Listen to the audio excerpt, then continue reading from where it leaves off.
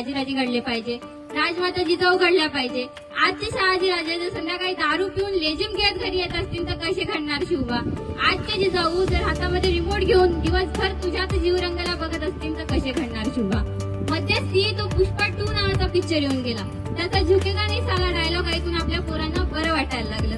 पण झुकेगा नाही साला म्हणणारा तो पुष्पा तुमचा आदर्श असेल की नाही मला माहित नाही, पण वयाच्या 32व्या वर्षी डोक्याच्या केसापासून पायाच्या नखापर्यंत डोळ्यातले गुगुळ काढून त्या राजाने या मातीला रक्ताचा राज्याभिषेक घातला. तो सर्जा संभाजी राजा आपला आदर्श राहायला पाहिजे. आणि एकमेव राजा होता ज्यांनी स्वतःसाठी कधी महाल बांधला नाही. महाराजांचा रंगमहाल बघितला का कधी?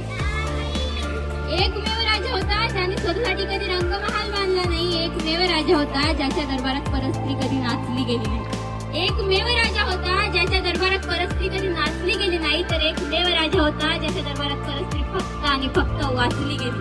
तो म्हणजे आपल्या राजाचा दरबार, छत्रपती शिवाजी महाराजांचा दरबार. आणि महाराजांच्या काळात लाडकी बहीण योजना नव्हती. महाराजांच्या काळात महिन्याला 1500 रुपये मिळत नव्हते. महाराजांच्या काळात लाडकी बहीण योजना नव्हती. महाराजांच्या काळात महिन्याला 1500 रुपये मिळत नव्हते. तर महाराजांच्या काळात लाडकी सुरक्षित बहीण योजना होती.